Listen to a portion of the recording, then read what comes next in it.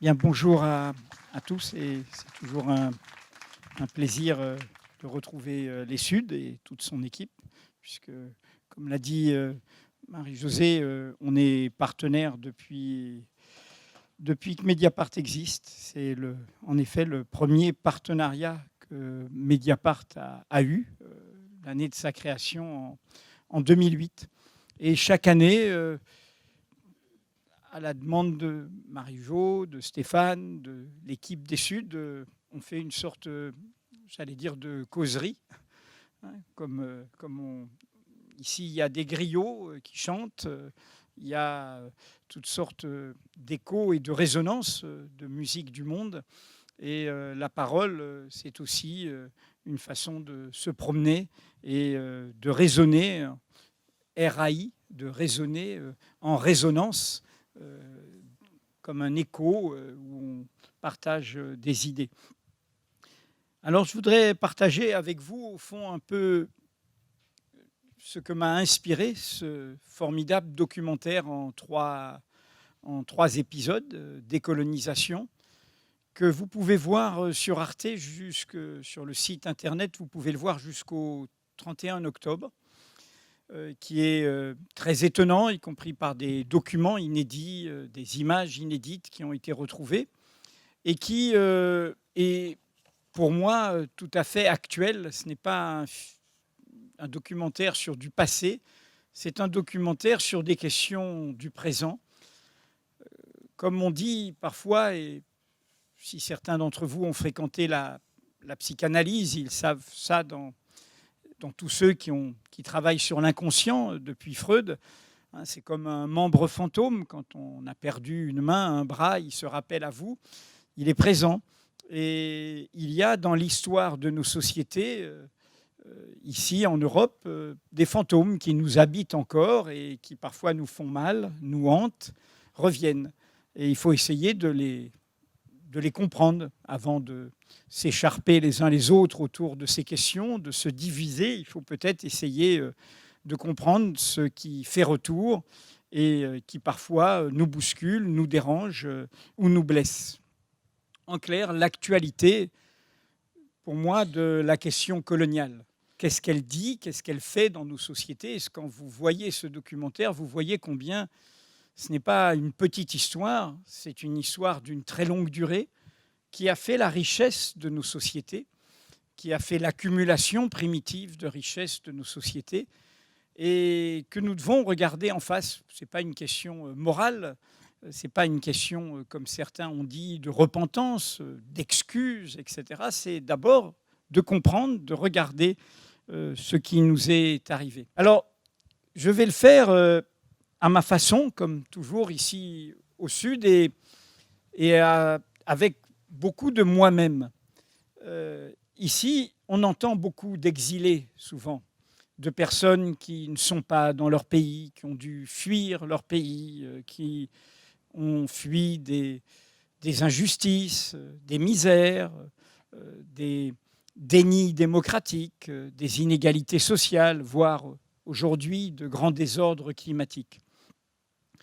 Mais ce que je voudrais partager avec vous, pour que vous compreniez d'où ça vient d'une certaine manière, ce que je vais dire et ce que je défends aussi avec Mediapart, de ce point de vue, toute l'équipe de Mediapart est très rassemblée sur ces sujets, c'est qu'on peut ne pas être un exilé et en fait avoir une part de soi intime qui est faite d'exil. En septembre cette année, cela fera 50 ans, un demi-siècle que je vis en France. Je suis arrivé, j'avais 18 ans. Je suis français, ma langue est le français, ma culture est le français. Mais jusqu'à l'âge de 18 ans, mes pays d'enfance, mes pays de jeunesse, et j'en ai souvent parlé ici à Arles, mes pays d'enfance, mes pays de jeunesse n'étaient pas cette France hexagonale. Et depuis un demi-siècle, au fond, j'ai une part de moi qui est en exil. Les sons, les goûts, les musiques, les résonances, les sensibilités qui sont au plus profond les miennes viennent de mon enfance martiniquaise et de ma jeunesse algérienne. Et donc, évidemment, dans ce que je vais dire, je suis non pas de parti pris, mais j'allais dire d'expérience vécue, de quelqu'un qui a grandi dans cette histoire-là et dont l'histoire familiale est aussi celle d'un franchissement de ces lignes invisibles, et parfois indivisibles tellement elles peuvent être dures. On dit la ligne de couleur, color line, dans les débats sur les discriminations aux États-Unis. J'ai retrouvé, grâce à un lecteur de Mediapart, mon premier article. En fait, c'était un dessin. C'était dans un journal pour enfants. Et j'étais à Fort-de-France, en Martinique, et il y avait un concours de dessin. On devait dessiner sa famille. C'était un journal qui s'appelait Pipolin et qui était beaucoup destiné aux expatriés ou aux gens qui vivaient dans l'Empire, dans les colonies, des militaires, des gendarmes, des fonctionnaires, des policiers, des éducateurs, comme étaient mes parents. Et donc j'ai concouru J'avais donc 7 ans, et j'ai gagné le prix. Mais je ne m'en souvenais pas. Et ce lecteur m'a envoyé ce premier article, qui est donc un dessin. Et j'avais représenté ma famille aux Antilles, sur une plage, avec un cocotier, moi un peu à part, mes parents de l'autre côté, toujours l'idée de l'échapper comme ça. Et le choc, c'est que moi-même et mes parents, nous étions noirs. Je nous avais représentés noirs. J'ai montré à Angela Davis ce dessin. Je pense que certains d'entre vous voient qui est Angela Davis, qui a 77, 78 ans et qui a été une figure des combats pour les droits civiques aux États-Unis, qui enseigne à l'université. Et elle m'a demandé, du coup j'ai son portable, elle m'a demandé que je lui envoie ce dessin pour le montrer à ses étudiants. Parce qu'elle était stupéfaite. Stupéfaite sur quoi ? Sur l'idée que les lignes de couleur, justement, ce sont aussi des constructions sociales, des constructions mentales, des constructions culturelles. On y reviendra. Frantz Fanon le dit à la fin de Peau noire, masque blanc. Il dit « le blanc n'existe pas, le noir n'existe pas ». Non pas que nous n'ayons pas différentes apparences, rouge, marron, blanc, clair, foncé, mais la construction sociale de l'identité. Et en l'occurrence, ce jeune petit blanc aux Antilles qui parlait créole, dont tous les copains étaient antillais, il ne se voyait pas blanc et il ne voyait pas sa famille comme une famille blanche. Et cela renvoyait aussi à ce qu'était cette famille qui, au fond, avait franchi la ligne, était du côté de ces peuples et n'était pas avec le sentiment qu'elle était au-dessus de ces peuples. Alors, je vous raconte ça parce que pendant le confinement, qu'on a tous vécu comme plus ou moins actifs, dans le cas de Mediapart, c'était assez sportif et mobilisé avec toutes les enquêtes, dont l'enquête inaugurale sur la question de l'impéritie du pouvoir, sur la question des masques.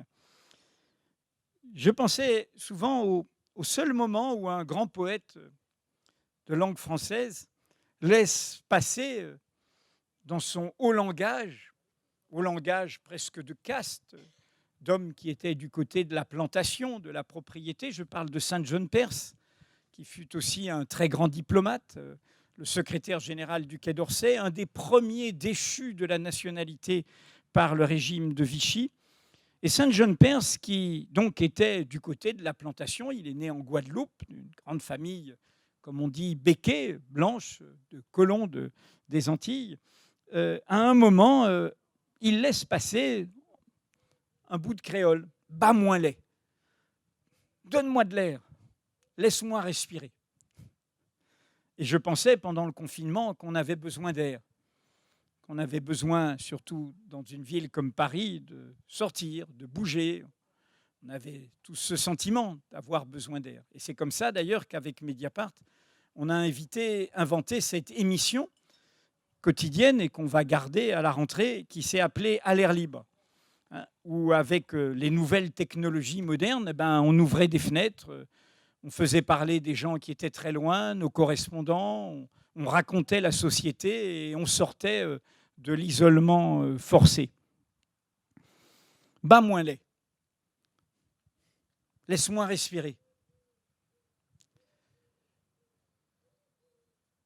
Qu'est-ce qui nous a rattrapés à l'échelle mondiale et à l'échelle française, juste au moment du déconfinement et qui nous a surpris, venu de la société, bousculant de façon étonnante au point d'un rassemblement interdit qui s'est tenu au pied du palais de justice à Paris, selon la police qui fait plutôt des comptages rigoureux, mais qui ne sont pas des comptages généreux, qui ne sont pas excessifs. Il y avait 20 000 personnes lors de ce rassemblement. Comme vous le savez, c'était un rassemblement lancé par ce comité La Vérité pour Adama Traoré, qui, comme vous le savez, est mort. Eh bien, l'anniversaire est aujourd'hui même, le 19 juillet 2016. Il y a donc cela 4 ans. Il y a d'ailleurs un rassemblement aujourd'hui à Beaumont. Et donc, nous avons été rattrapés par ce choc d'abord américain, mais mondial, et donc aussi français, créé par l'histoire de George Floyd. I can't breathe. Je ne peux pas respirer. Et cette phrase est devenue un cri de ralliement. Aux États-Unis, cela renvoyait à une histoire très très précise. La première histoire, dans le cas de George Floyd, donc c'était en mai dernier, le 25 mai, à Minneapolis. Je n'arrive plus à respirer, dit-il. Et avec aujourd'hui ces moyens qui permettent de lancer des alertes, tout ça a été donc filmé. Mais il y avait eu 6 ans auparavant, le 17 juillet 2014, à New York, toujours dans une immobilisation, dans une intervention policière, la mort d'Eric Garner, qui avait plusieurs fois aussi prononcé cette phrase « I can't breathe ». Et Adama Traoré, ce furent aussi ses derniers mots. Et comme vous le savez, nous l'avons révélé, le livreur Cédric Chouviat, qui s'est trouvé dans une histoire d'un contrôle matinal qui n'avait pas de raison de mal tourner. Il était pressé, il faisait son travail, il n'avait rien à se reprocher, il n'a pas dit d'injure, tout ça est documenté aujourd'hui. Il n'a pas provoqué de manière excessive les policiers. Il a juste dit, bon, vous êtes un peu des clowns. Bon, il les a un peu moqués, mais simplement, il a continué à les filmer, ce qui les a énervés. Et comme vous le savez, il a dit 8 fois, j'étouffe, j'étouffe, j'étouffe. On a révélé cela. Alors, j'ai écrit un article dans Mediapart partant de ça, de ces mots. Je mets de côté la question des enquêtes judiciaires, la question du débat légitime et sur les techniques d'immobilisation de personnes. La police a le droit de faire usage de violences légitimes. Elle peut même tuer face à des personnes dangereuses.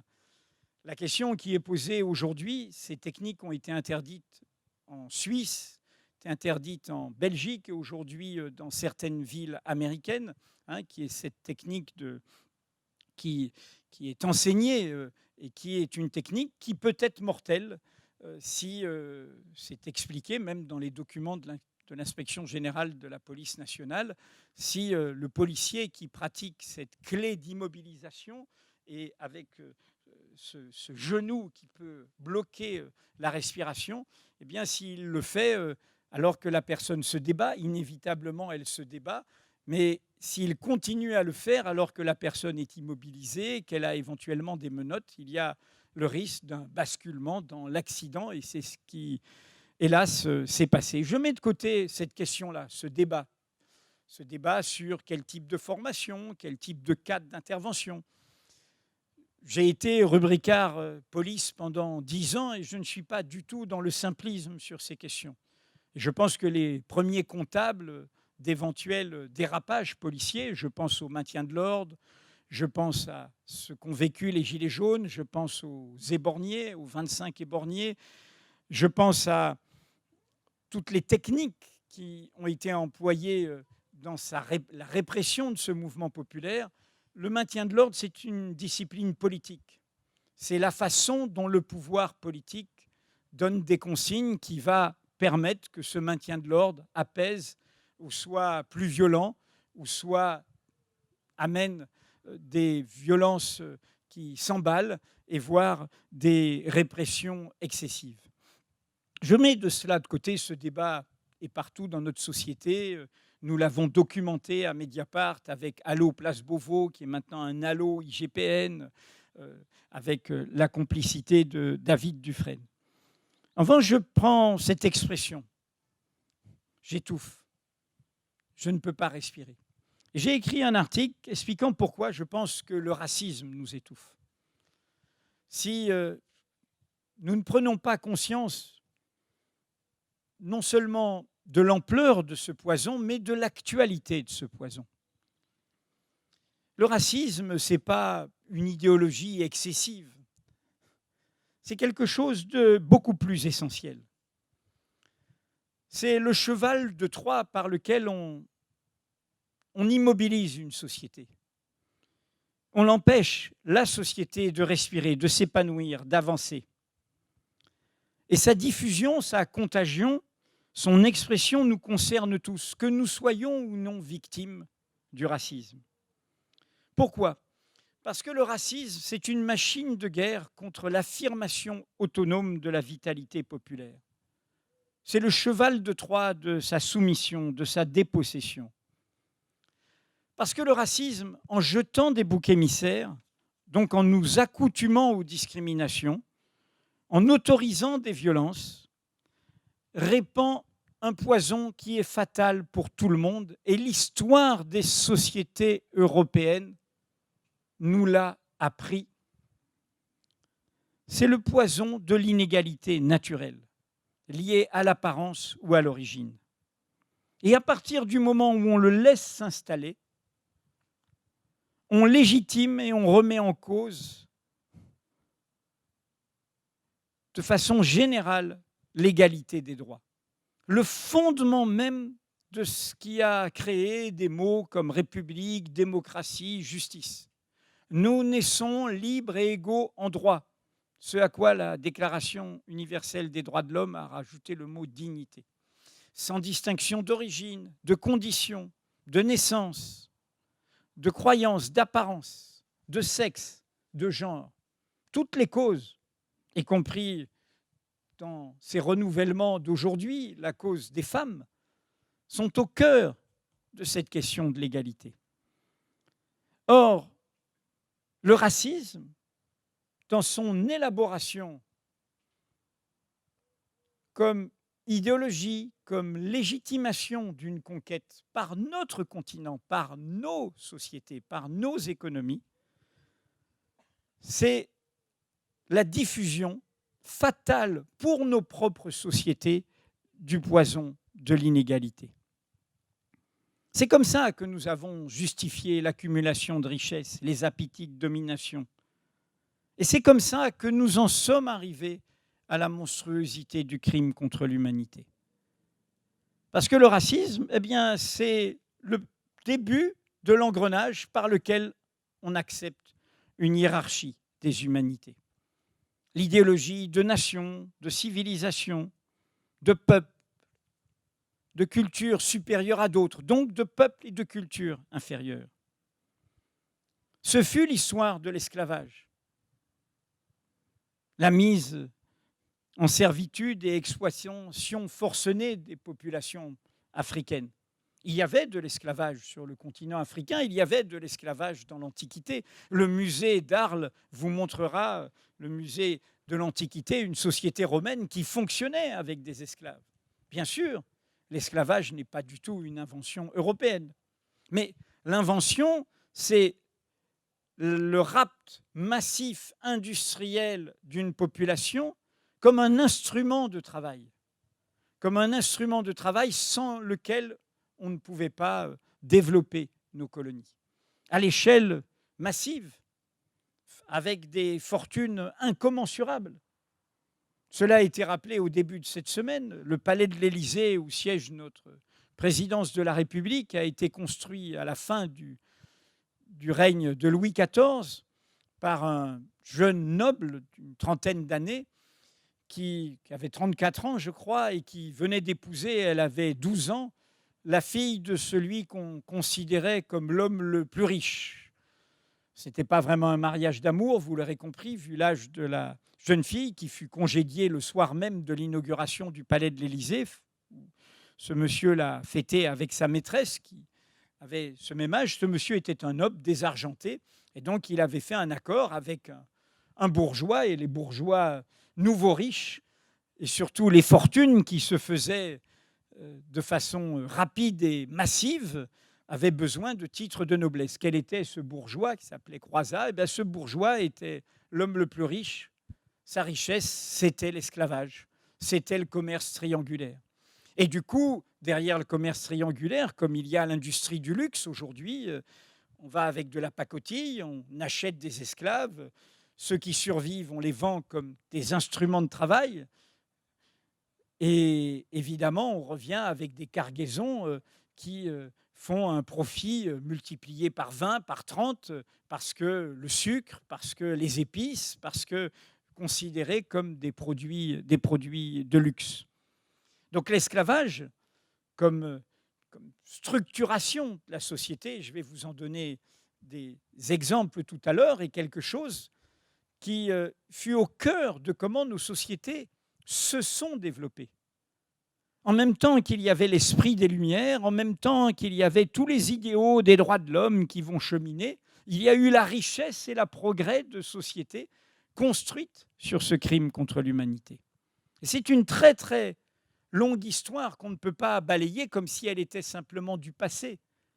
Elle est au cœur, y compris de l'actualité pour beaucoup de nos compatriotes de la question noire.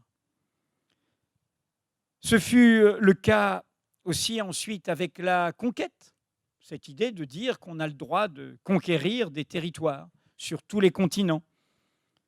Et cette conquête s'est accompagnée d'extermination, cette idée qu'on peut exterminer notamment des peuples premiers. Ce fut le cas des Indiens d'Amérique. Puis est venue plus tard la codification du colonialisme, l'idée d'empire, avec y compris des populations plus massivement, y compris populaires, s'installant dans ces colonies. Et là, ensuite, dans le colonialisme, le refus de l'égalité. Les indigènes n'ont pas les mêmes droits de vote. Les indigènes n'ont pas le même statut. Pour ça que quand vous avez entendu, par exemple, dans cette polémique sur ces mouvements d'activistes qui posent ces questions d'aujourd'hui sur les discriminations, comme les nouveaux mouvements féministes ébranlent un inconscient de la domination masculine. Quand c'est non, c'est non. Et vous le voyez aujourd'hui, y compris sur des mobilisations par rapport à quelques figures de notre vie politique. Quand vous avez entendu ce débat, le privilège blanc, évidemment, quelqu'un, et ça a été dit, je crois, par certains responsables politiques qui ont grandi dans des familles populaires au Maroc, en Algérie, ils ne se sentaient pas privilégiés, évidemment. Ils sont quoi, moi, descendant de pauvres venus de la Creuse, de Savoie, et où je me suis retrouvé dans tel bled et où je vivotais et tout, en quoi j'avais un privilège blanc. Bien sûr, vu de ce côté-là, on n'a pas le sentiment d'avoir un privilège de couleur. Mais les personnes qui, en revanche, étaient dans le statut de diminution, de l'indigénat, de ne pas avoir les mêmes droits, eh bien oui, il y avait une différence. Il y avait une différence de droit. La condition sociale pouvait être la même, de pauvreté, mais il y avait une différence. Il y avait une différence profonde de droits civiques, de droits de citoyenneté, de droits de reconnaissance. Du colonialisme est né l'impérialisme, la course à la puissance, dont le nationalisme, la xénophobie furent les leviers. Il faut le dire par rapport à la bêtise, parce que souvent c'est de la bêtise qu'il y a aujourd'hui dans les talk-shows où plus on vitupère, plus on dit des grossièretés, plus ça fait du buzz et plus on a de l'audience et plus on continue à dire ces bêtises. Il suffit d'ouvrir un livre d'histoire, d'aller écouter des cours pour comprendre que la catastrophe européenne, c'est-à-dire 2 guerres mondiales, nos monuments aux morts en témoignent, la guerre civile européenne, pourrait-on dire, de 1914 à 1945, elle a cela comme point de départ. Des rivalités d'empire, des courses à l'empire. Elle commence, son premier incident d'ailleurs entre la France et l'Allemagne, c'est 1905, et ça se passe en rade de Tanger, par rapport au Maroc. C'est une course à l'empire. Et dans cette course à l'empire, eh bien, cela fait que les sociétés elles-mêmes sont saisies par ça. Et du coup, cela va avec l'exacerbation du nationalisme. Et l'idéologie des civilisations supérieures contamine, y compris au cœur des sociétés européennes. C'est connu, la propagande allemande ou française, avant 14 ou pendant la guerre de 14-18, vous expliquait que les Allemands étaient barbares. C'était une civilisation barbare. Et que nous, on était les civilisés. Et les autres en pensaient de même. Et là, ce n'était plus le peuple indigène colonisé ou esclavagisé. C'était nous-mêmes, de blanc à blanc, pourrait-on dire. Le poison avait fait son œuvre, de la hiérarchie des humanités jusqu'à la hiérarchie des nations, la hiérarchie des civilisations. Et évidemment, aboutissement, comme l'avait très bien expliqué Hannah Arendt dans Les origines du totalitarisme, l'antisémitisme n'est pas extérieur à cette histoire. Le surgissement, et dont la France fut le théâtre avec l'affaire Dreyfus, de l'antisémitisme moderne, sur fond d'un certain vieil antijudaïsme chrétien, le peuple déicide, la mort de Jésus, tous ces préjugés-là anciens, le surgissement de l'antisémitisme moderne, machine terrible à confusion, parce que entraînant aussi des colères populaires, la banque juive, tout un peuple des communautés juives européennes était évidemment immensément pauvre, immensément travailleur, immensément ouvrier. Eh bien, l'antisémitisme naît dans ce contexte. Il va de pair avec ce contexte. C'est l'aboutissement. L'aboutissement, c'est qu'il faut trouver le peuple inférieur en nous-mêmes. Pendant des siècles, nous nous projetons dans la théorisation qu'il y a des sociétés inférieures, des civilisations inférieures, des nations inférieures, que nous avons des droits sur elles. Nous pouvons les conquérir, les massacrer, les déporter, les dominer et leur imposer nos valeurs parce que nos valeurs sont supérieures. Et être indifférent dans l'action, non pas individuellement, toutes sortes de personnes ont bougé dans ce contact avec l'autre, qu'ils soient missionnaires, enseignants, chercheurs, voire individus qui sont passés, qui ont connu, qui ont compris. Je ne globalise pas, évidemment. Mais du coup, le poison se diffuse. Et le nazisme, dans sa folie antisémite, c'est ce poison jusqu'au bout. Puisque le nazisme, ne l'oublions jamais, c'est une entreprise coloniale. Et la guerre de libération, ici même, 1945, c'est une décolonisation d'un empire, l'Empire allemand, le Troisième Reich, qui, ayant perdu son empire colonial en 1918, le Cameroun, par exemple, mais aussi le nord de la Nouvelle-Guinée, mais toute possession coloniale, du coup, décide qu'il a besoin de son domaine colonial. Et il le théorise en disant espace vital et race inférieure. Et donc, toute cette chaîne nous concerne. Et donc, le débat sur le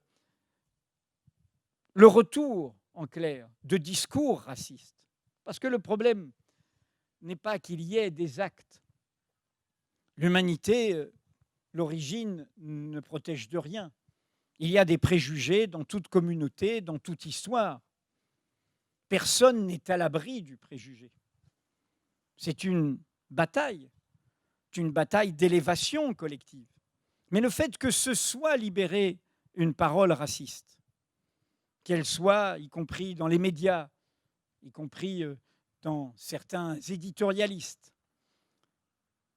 qu'elle soit libérée diffuse la légitimité de ce poison et permet ensuite des actes. Et donc, je vous dis ça parce que, au fond, se rappeler cela, et Décolonisation nous le rappelle, ce documentaire nous le rappelle, c'est nous rappeler que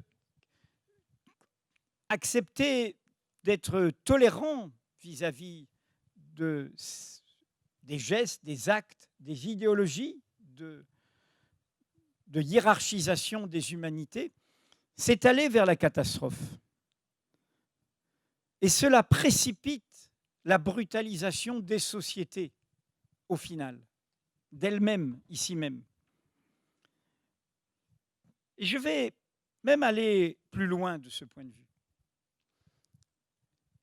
Il y a par exemple une idéologie qui fut contemporaine, je parlais de l'antisémitisme, de l'affaire Dreyfus, de la question impériale, coloniale. Tout ça se passe au début de la Troisième République. Et au même moment, il y a quelque chose qui se théorise qui s'appelle le darwinisme social. Charles Darwin, vous savez, a été un des premiers grands naturalistes qui est au cœur de comment aujourd'hui on s'occupe, y compris pour penser la survie du tout vivant dans le moment que nous vivons, penser les plantes, la nature, leur interaction.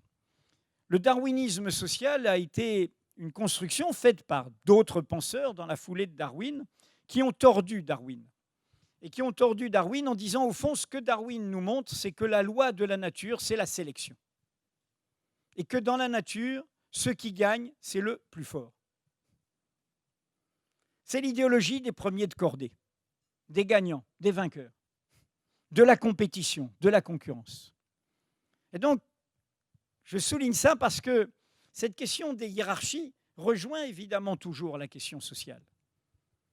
Des logiques de puissance, des logiques de domination, des logiques de force, celles-là même dont nous devrions essayer de nous déprendre si nous voulons faire face aux défis qui nous menacent, y compris nous-mêmes comme espèces, par rapport au compte à rebours du dérèglement climatique. Au moment où il y avait ces théorisations qui allaient de pair avec le fait, on le voit dans le documentaire, qu'on mesure les crânes, qu'on essaye par une sorte de science stupide de dire il y a bien des races inférieures à d'autres qui sont plus proches du singe et nous, on est proches de Dieu et ainsi de suite. Eh bien, au même moment, il y avait donc cette théorisation que la nature suppose la sélection et la sélection, c'est que le plus fort gagne. Eh bien, au même moment, et c'est intéressant, et ce sont aujourd'hui des botanistes et des biologistes qui sont au cœur des nouvelles recherches sur les plantes qui ont réhabilité ça, un homme qui lui-même était un biologiste, qui a été au fin fond de la Sibérie et qui a été un opposant au tsar et qui, en fait, de sa pratique de la nature, des sciences, en fait, est devenu une figure de l'anarchisme, du refus du grand un du pouvoir et du grand même de l'identité, pourrait-on dire. Il s'appelle Pierre Kropotkin, c'était un authentique savant, et il publie en 1902 une réponse à ces théoriciens du darwinisme social. Et il dit, vous avez tout faux. La loi de la nature, ce n'est pas la sélection, la compétition, c'est l'entraide. Et le livre s'appelle L'entraide. Et j'avais oublié, je crois, ce livre, j'avais dû savoir. Et ce qui m'a fait revenir ça, c'est un formidable botaniste qui est maintenant très cité dans le monde, qui a un laboratoire en Italie, près de Venise, il s'appelle Stefano Mancuso. Vous avez peut-être croisé l'un de ses livres, L'intelligence des plantes. Il filme, vous savez, au ralenti, et puis toutes les techniques qui maintenant permettent de montrer comment les plantes s'entraident. Comment une plante qui pousse là, elle va essayer de s'appuyer, de cousiner avec l'autre plante. De la même manière que les gens qui étudient, par exemple, la forêt vierge, ont inventé une expression qui s'appelle la timidité des arbres, en s'étonnant de voir que dans leur cime, les arbres, les branches des arbres laissent un espace entre arbres. Elles ne viennent pas s'emmêler, s'étouffer les unes des autres. comme une timidité. Et derrière, il y a quelque chose comme une énigme abyssale pour nous. Les plantes s'entraident. Les plantes ont besoin du terreau, ont besoin de l'air, ont besoin des autres plantes. Et elles survivent dans cette entraide. La diversité du vivant, et les plantes nous ont précédés, passe par cette entraide. Et c'est fascinant pour nous, parce que c'est une mise en cause totale de notre façon d'appréhender le monde et qui a à voir avec cette hubris que nous avons créée. Le fait de coloniser, le fait de dominer, le fait d'avoir une idéologie de hiérarchie des humanités qui l'accompagne. Pourquoi ? Nous voyons le monde à notre image. Comme vous le savez, nous sommes des prématurés. Nous ne sommes pas comme le jeune poulain, quand il naît, il se lève tout de suite et il galope. Nous sommes des prématurés parce qu'on a un immense cerveau et que si on le laisse trop grandir, la mère ne pourra pas donner naissance. Et donc nous voyons le monde comme nous sommes. Nous sommes verticaux, avec quelque chose, là, notre énigme, notre ordinateur, qui est tout en haut. Nous voyons le monde comme cela, voilà, dans cette puissance. Et nous voyons le monde comme nous sommes. On me coupe la tête demain, je ne vis plus. On m'enlève des organes vitaux sans les remplacer, comme le cœur, je ne vis plus. Une plante, vous lui coupez un arbre, une branche, vous lui coupez une racine, elle revit, elle peut revivre. Elle est non pas dans cette verticalité, dans une sorte d'horizontalité qui est cette entraide. Et donc, de cette question du racisme, de cette question portée par 5 siècles de projection du continent européen sur le monde, pour le meilleur et pour le pire. Nous parlons ici du pire. Le meilleur, c'est aussi la découverte d'autres cultures, c'est aussi ce qui va faire les lumières, ce qui va faire la réflexion sur l'autre, sur le différent, nos philosophies et nos idéaux démocratiques. Mais évidemment, il faut regarder ce qui travaille, ce membre fantôme. Et donc, regarder jusqu'à l'actualité de cette question coloniale. Je voulais vous citer des choses qu'on dit trop peu en France. Et qu'on dit trop peu alors que nous devrions, je pense, aujourd'hui, le dire, y compris pour nous projeter sur le monde. Notre pays a une particulière responsabilité positive par rapport à cela. Pourquoi ? Nous sommes la dernière puissance coloniale directe du monde. Nous sommes aujourd'hui avec 18% de notre territoire outre-mer. Seulement 4% de la population, certes. Mais grâce à ces terres lointaines, et l'on ne sait pas quelle bonne surprise ça peut nous réserver demain, nous avons le deuxième domaine maritime du monde. La décolonisation, nous en sommes une butte témoin. Quels que soient les statuts divers, la Martinique, la Guadeloupe, la Guyane, la Réunion, la Nouvelle-Calédonie, voilà, nous avons une histoire coloniale présente. Elle est dans notre présent. Elle est jusque dans notre présent, dans le fait que le dernier département créé en France a été enlevé avec l'accord de sa population d'un archipel, les Comores, il s'appelle Mayotte. Et géographiquement, il fait partie de cet archipel, d'où les problèmes de population. Les gens veulent passer, c'est un tout petit bras de mer, et veulent passer des Comores où il y a plein de dénis sociaux, démocratiques, sanitaires, économiques, et ils veulent aller là, à Mayotte, arriver en France, et donc en Europe.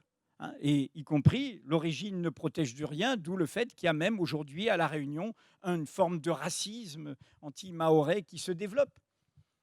Donc nous avons une histoire très particulière, au-delà même des pratiques qui peuvent se poursuivre avec une complaisance pour des pouvoirs africains prévaricateurs vis-à-vis de leur population, les biens volés, les biens accaparés, les biens cachés de certains régimes africains, notre tolérance avec tout ça, ces indépendances confisquées. Et de ce point de vue, le documentaire ne fait pas l'impasse là-dessus. Mais nous avons une responsabilité particulière. nous sommes nous-mêmes encore porteurs de cette histoire. Nous sommes liés à ce monde, pas seulement comme une société qui aurait accepté d'être défaite sous la pression des populations d'une partie de ce monde. C'est notre histoire. Ça l'est à tel point que dans notre langue, dans notre littérature, et je les cite souvent ici au sud à Arles, pensons à Édouard Glissant, pensons à Patrick Chamoiseau, à Aimé Césaire et plein d'autres, Dany Laferrière qui est d'Haïti. Voilà, tout cela est présent aujourd'hui dans notre littérature. Alors, nous ne racontons pas assez cette histoire. Nous n'avons pas fait ce que, sous la pression de la société, Jacques Chirac a dû faire en 1995 par rapport au rôle de l'État français, de Vichy, dans la déportation des Juifs de France, dans le crime contre l'humanité commis contre la part juive et la part tzigane de l'Europe pendant la Deuxième Guerre mondiale. Nous ne l'avons pas fait. Et encore une fois, il est admis aujourd'hui que ce qu'a fait Jacques Chirac a permis de dénouer quelque chose qui était enfermé dans un placard. Mais le fait de ne pas le faire pour d'autres, une autre histoire plus longue, plus ancienne, est aussi rajoute au poison, parce qu'il rajoute un poison qui est la concurrence des victimes. Ah, cette idée, vous l'avez fait pour certains, mais pas pour d'autres. La guerre des malheurs, et c'est évidemment un piège. Alors nous devons le faire. Nous devons le faire et nous devons comprendre qu'une jeunesse nous pousse à le faire. Et c'est pour ça que je faisais la résonance avec ce qu'ont fait ces dernières années les femmes. Évidemment que ça bouscule. Ma génération a connu, je l'ai rappelé, la naissance du féminisme. Je rappelais que j'avais 13 ans. 13 ans, là, c'est en 65 que les femmes ont pu enfin avoir un compte en banque séparé. J'avais 13 ans, ce n'est pas une histoire ancienne. La notion de chef de famille, forcément masculin, n'a disparu qu'en 1970. Et quant à l'IVG, la loi Veil, c'est après. Ce sont des conquêtes récentes. Alors, aujourd'hui, d'autres femmes, de jeunes femmes, nous disent qu'il faut aller plus loin. Il faut mettre en cause ce cerveau reptilien masculin où, en France, on prend comme de la, la galanterie à la française, la séduction à la française, ce qui est un abus de pouvoir, un abus de puissance, surtout quand on est dans une situation de pouvoir masculin par rapport au genre féminin. Prenons les débats actuels sur un certain ministre devenu ministre de l'Intérieur. La présomption d'innocence, je le rappelle, puisqu'elle est invoquée, signifie, je crois qu'il y a certainement des spécialistes du droit et du code pénal dans la salle, quand on dit la présomption d'innocence, c'est parce qu'il y a des charges. La présomption d'innocence, c'est pas vous êtes tous présumés innocents, oui, mais quand on dit dans un cas précis la présomption d'innocence s'applique, c'est qu'il y a, tant que ce n'est pas jugé, il y a néanmoins une mise en cause. Et la mise en cause est intéressante là, parce qu'il est probable que l'incrimination de viol, c'est au cœur pour M. Darmanin, ait du mal à persévérer, on ne sait pas. Mais il pourrait y avoir une autre façon, et nous l'avons écrit sur Mediapart, de poser la question. Et c'est une question intéressante par rapport à souvent les sujets que traite Mediapart, qui sont les questions d'abus de pouvoir et de corruption. On pourrait parler de corruption sexuelle. Quelqu'un qui est en situation de pouvoir, qui voit une femme qui vient lui demander de faire une intervention dans un dossier judiciaire, c'est la première affaire, ou dans la deuxième affaire, d'intervenir pour un appartement, et finalement qui accepte de donner des faveurs sexuelles pour obtenir ce qu'elle a demandé, et on peut se dire, il peut y avoir un scénario judiciaire de dire, bon, il y a eu finalement un corrupteur et un corrompu. Et c'est le corrompu qui était en situation de pouvoir. Le corrupteur, il était peut-être faible, fragile, il n'avait que cette arme, c'est aussi vieux que Mathusalem, pour obtenir ce qu'il essayait d'obtenir. Et donc, ce que je veux dire, c'est que ce mouvement MeToo, il nous oblige, nous les hommes, à penser, à réfléchir à des questions nouvelle et à aller au-delà voilà, d'une sorte d'habitude qui est remise sur simplement le côté, la drague, la séduction, et de ne pas comprendre ce qui est des questions qui sont posées, qui n'ont rien à voir avec du puritanisme ou avec euh, un- euh, simplement ce mot, dignité. Nous sommes égaux, pas seulement en droit, en dignité. Eh bien, je pense que je faisais ce détour parce que c'est une cause beaucoup plus, comment dire, qui fait beaucoup plus consensus, la cause des femmes, pour que vous compreniez ce que je réclame, ce que je demande que notre pays fasse. C'est-à-dire en son sommet, qu'ils disent, qu'ils reconnaissent ce qui fut reconnu dans le cas du discours dit du Veldiv de Jacques Chirac. En 1685, Louis XIV, avec Colbert, promulguait le Code noir, édit sur les esclaves des îles d'Amérique. Ce code institue la supériorité du blanc en codifiant la servitude du noir. N'oubliez jamais que dès son article 1er, il exigeait, je cite, de chasser de nos dites îles tous les Juifs qui y ont établi leur résidence comme ennemis déclarés du nom chrétien. À celles et ceux qui joueraient la concurrence des victimes, je rappelle toujours ça. Et Frantz Fanon le disait en rappelant que son professeur de philosophie à Fort-de-France en Martinique lui disait à toute cette classe antillaise, quand vous entendez dire du mal des Juifs, dressez l'oreille, on parle de vous.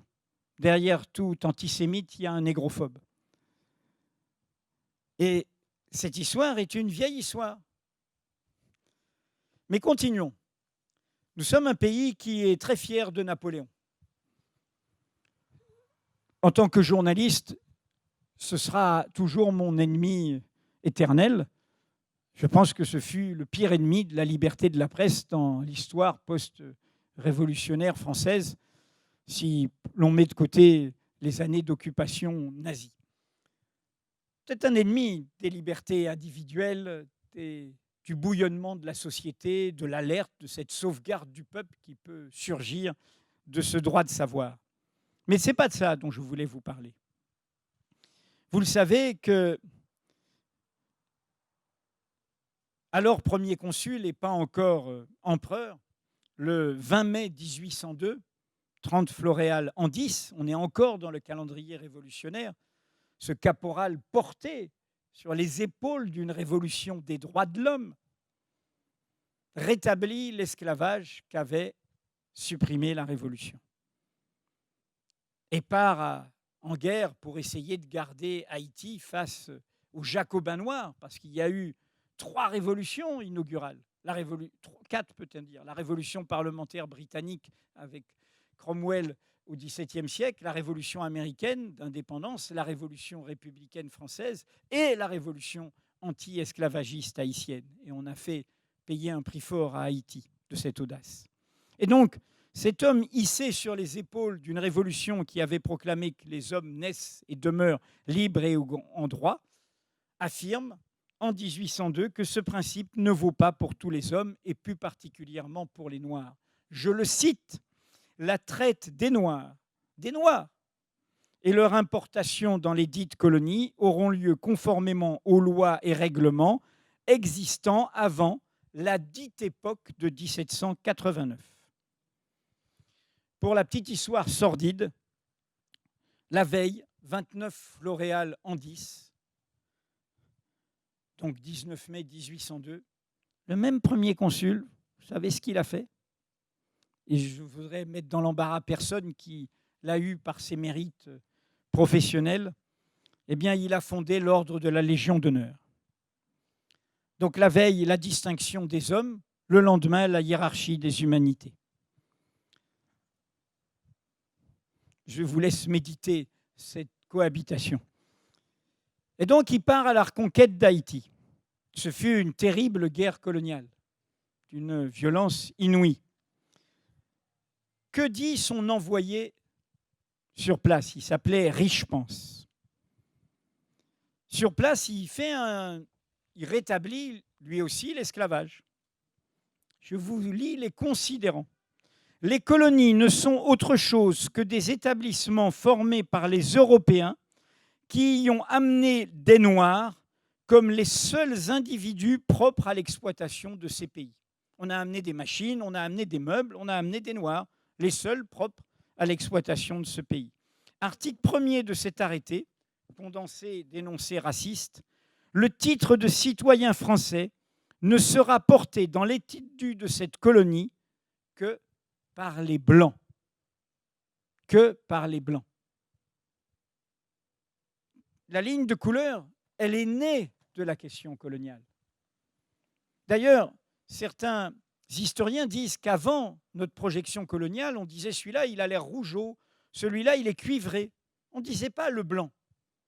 Le blanc se construit comme une construction intellectuelle, sociale, culturelle, pour dire un privilège, en l'occurrence. Mais je continue. En 1805, Napoléon Ier promulgue le Code civil aux colonies. Haïti est perdu, mais il y a des perles, et notamment la Martinique. Ce Code civil, on se glorifie du Code civil napoléonien, très progressiste, premier événement et tout. Eh bien, aux colonies, voilà comment il est défini. Les lois du Code civil n'y seront exécutées que des blancs aux blancs entre eux et des affranchis ou des descendants d'affranchis entre eux, sans que par aucune voie directe ou indirecte, aucune des dites dispositions puisse avoir lieu d'une classe à l'autre. C'est l'invention de la ségrégation raciale dont le sud des États-Unis n'a pas le privilège.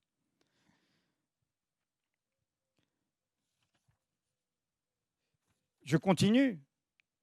Autre citation qui est le considérant de cet énoncé. Considérant que de tout temps, on a connu dans les colonies la distinction des couleurs, qu'elle est indispensable dans nos pays d'esclaves et qu'il est nécessaire d'y maintenir la ligne de démarcation. Ce ne sont pas des activistes qui ont inventé l'idée qu'il y a une ligne de couleur. C'est dans les textes.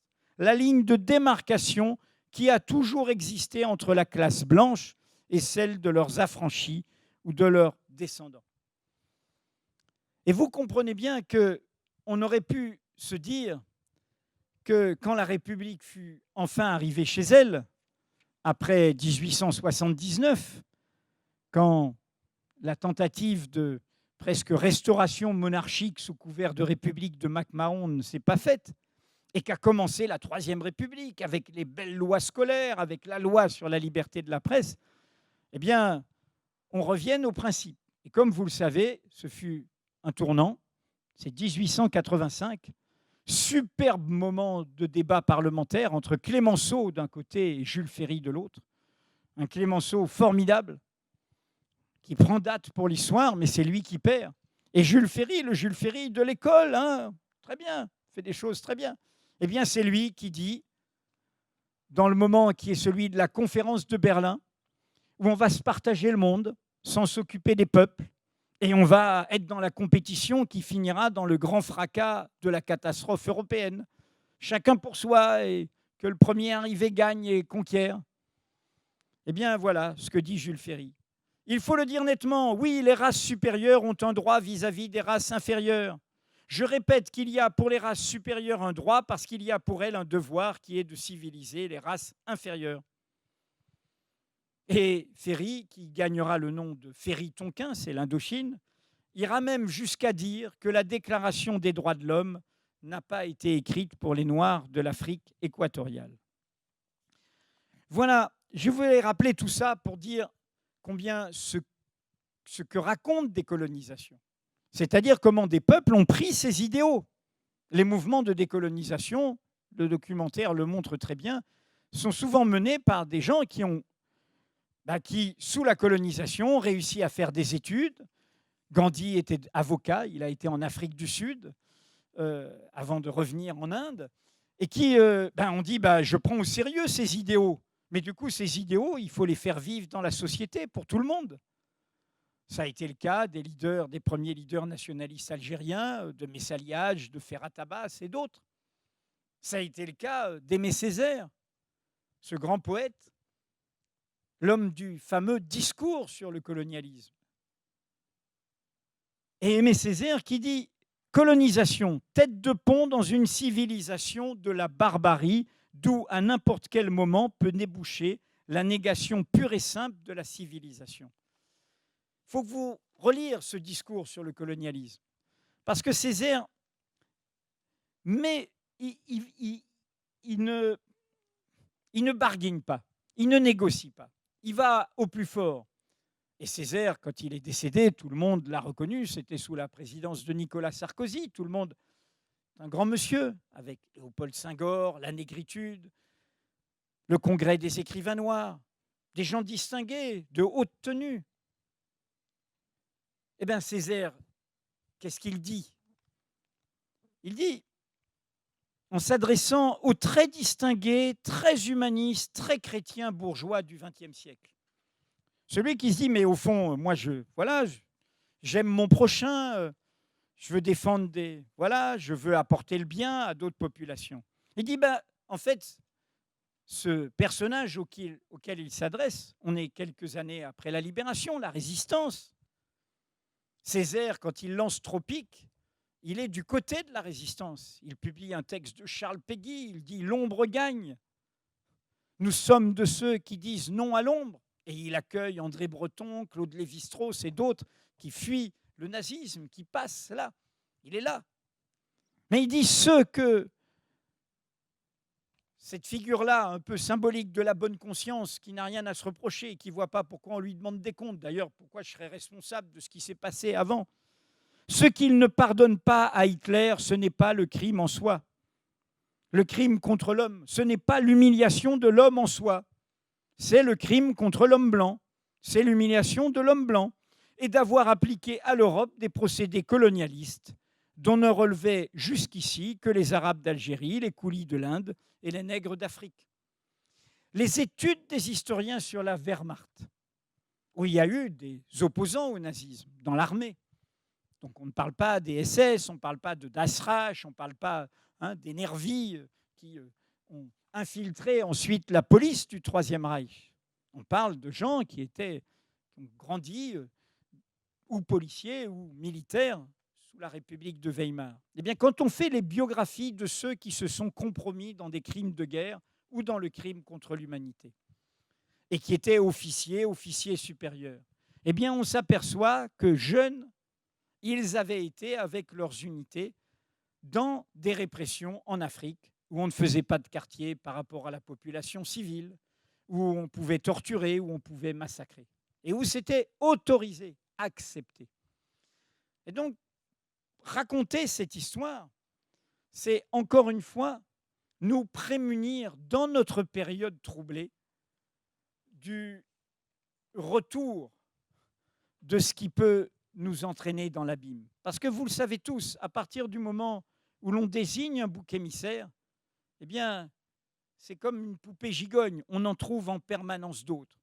Or, nous sommes dans une période de repli, y compris la pandémie nous l'a rappelé brutalement, de frontières fermées, de populations immobilisées, de contacts empêchés, et donc de chacun pour soi, et donc de peur du prochain, et encore plus du prochain qui viendrait du lointain.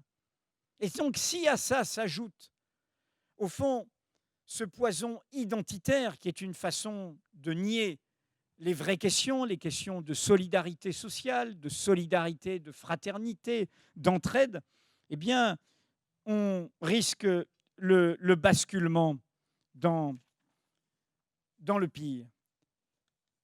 Et c'est vraiment cela qui est, pour moi, en jeu aujourd'hui. Non pas que cela nous guette, ce qui nous guette, c'est de tolérer, de s'accommoder et de ne pas comprendre que laisser se développer ce type de réflexion, de propos, d'idéologie, voire de pratique, sans agir tout de suite, eh bien, c'est laisser s'installer quelque chose qui, un jour, comme en chimie ou en physique, il y a un changement de quantité en qualité, peut se transformer en autre chose. Ce que raconte Décolonisation, c'est combien il y a eu un retour à l'envoyeur, combien ces peuples, et la figure que je vais citer est très présente dans le deuxième et le troisième épisode, Frantz Fanon, qui a l'auteur des Damnés de la Terre, né à la Martinique, soldat de la France libre. Il avait menti pour son âge pour partir en exil. Il est arrivé au Maroc, il a fait la campagne d'Italie, il est remonté jusqu'à l'est de la France. Et ensuite, il est devenu psychiatre et ensuite, il a été à Blida en Algérie et il a épousé la cause des indépendances, justement. Et il a fait ce livre avant de mourir jeune d'un cancer, Les Damnés de la Terre. Mais son premier livre est un livre de psychiatre, Peau noire, masque blanc, sur les pathologies de la domination. La domination, elle cherche toujours son maître mot. Et il m'est arrivé ici de dire pourquoi je n'aimais pas ce mot, le mot assimilation. Nous devons tous nous intégrer quelque part, nous faire accepter, voisiner, cohabiter. Assimilation, c'est autre chose, c'est l'injonction de disparaître. C'est de dire, il y a une norme et tu dois t'assimiler à cette norme, donc tu t'effaces. Tu n'as plus d'identité en propre, tu dois accepter notre identité. Et Peau noire, masque blanc, c'est une réflexion sur ces pathologies-là qui amènent à, justement, comme on dirait, des nègres blancs, qui veut être encore plus comme la norme dominante. Peau noire, masque blanc, c'est cette façon de s'oublier soi-même.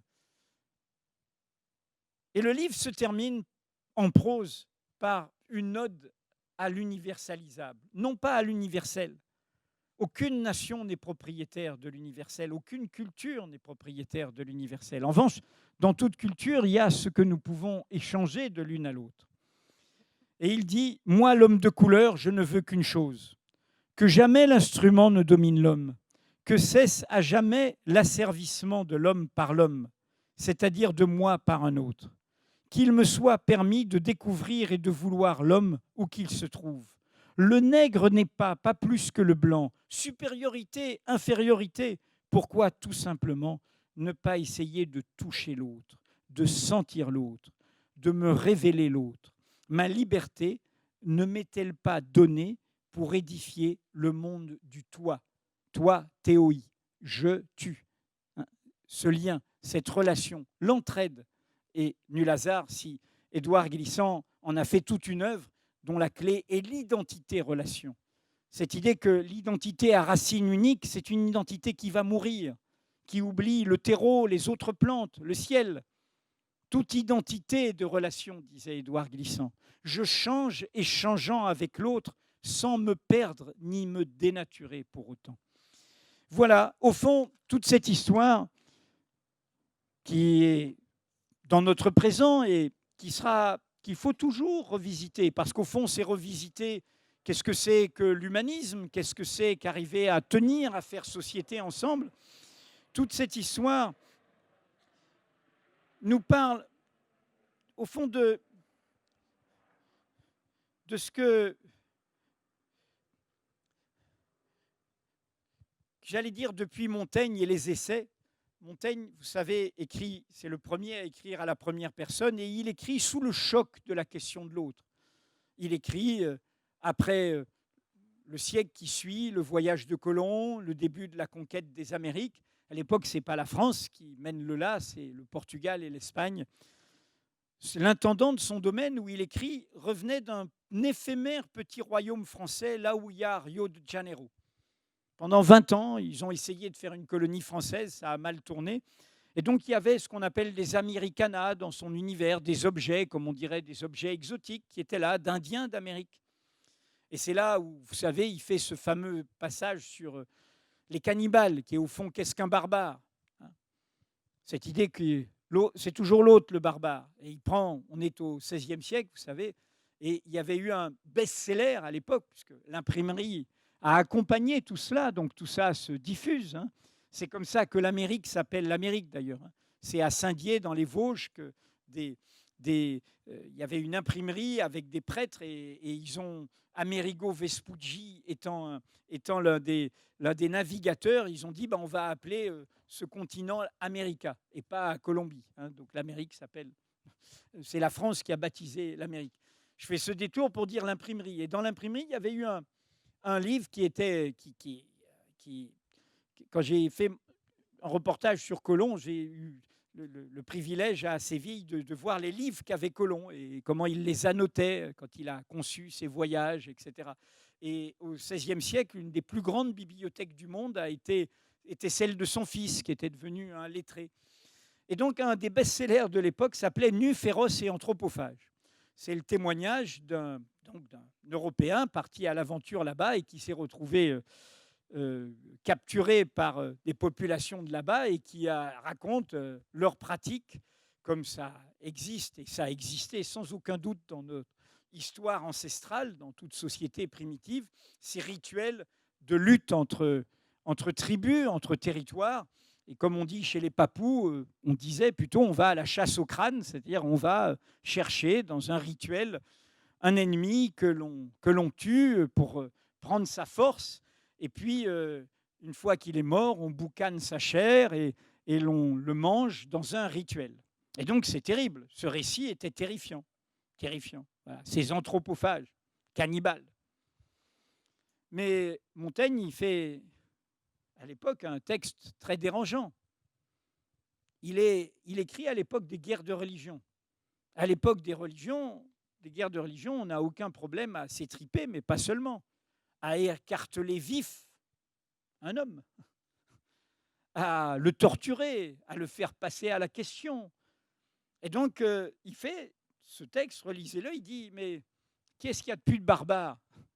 Manger, je le cite de mémoire, de l'homme mort, boucané, etc., ou écarteler de l'homme vif. Bon, c'est une réflexion, donc ce que je veux dire, c'est combien le choc de la relation à l'autre crée un déplacement. Et ce déplacement peut être positif. Et l'équivalent du mot égalité dont je parlais au début, c'est le mot déplacement.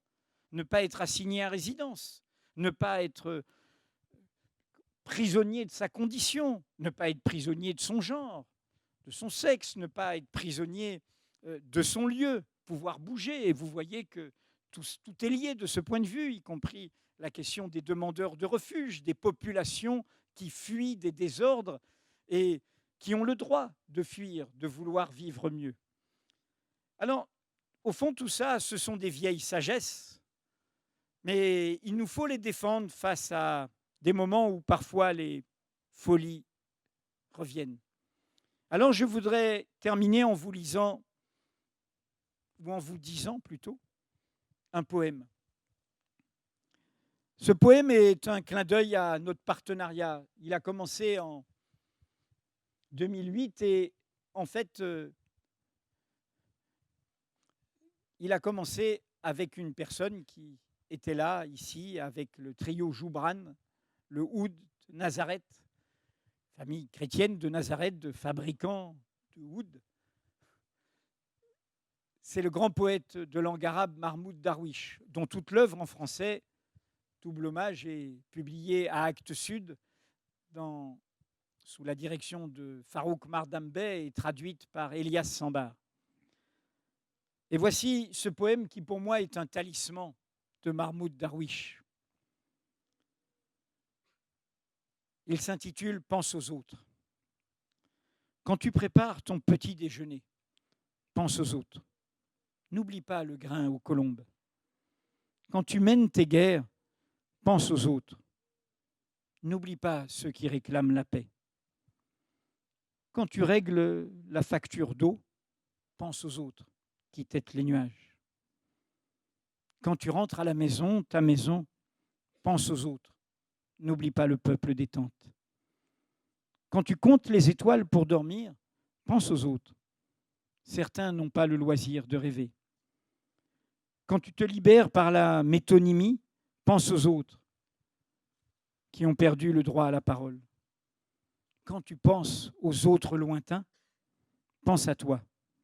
Dis-toi, que ne suis-je une bougie dans le noir?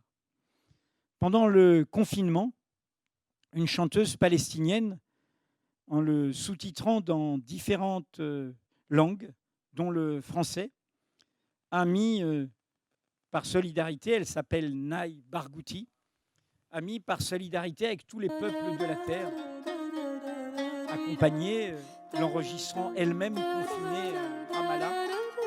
Elle a mis ce poème et je vous propose que nous l'écoutions ensemble.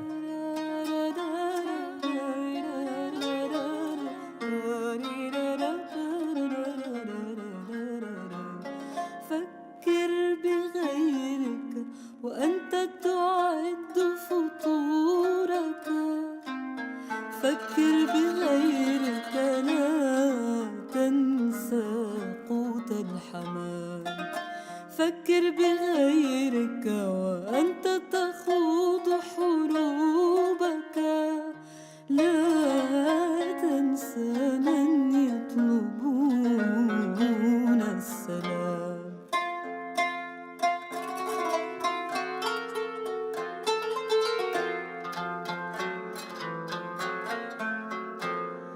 وأنت تعود إلى البيت بيتك وأنت تعود إلى البيت بيتك فكر بغيرك لا تنسى شعب الخيام وأنت تنام وتحصي الكواكب فكر بغيرك ثمة من لم يجد حيزا للمنام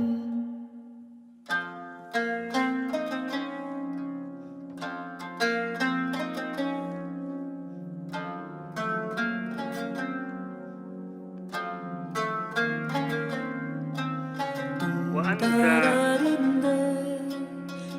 تعد فطورك فكر بغيرك لا تنسى قوت الحمام وأنت تخوض حروبك فكر بغيرك لا تنسى من يطلبون السلام وأنت تسدد فاتورة الماء فكر بغيرك من يرضعون الظمأ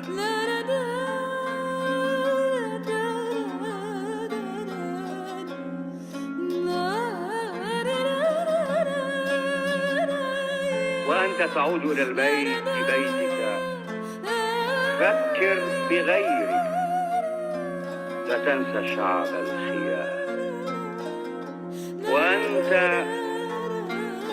تنام وتحصي الكواكب فكر بغيرك ثمة من لم يجد حيزا للمنام وأنت تحرر نفسك بالاستعارات فكر بغيرك من فقدوا حقهم في الكلام وأنت تفكر بالآخرين البعيدين فكر بنفسك وأنت تفكر بالآخرين البعيدين فكر بنفسك قل ليتني شمعة في الظلام ليتني شمعة في الظلام. C'était la voix de Darwish qu'on entendait.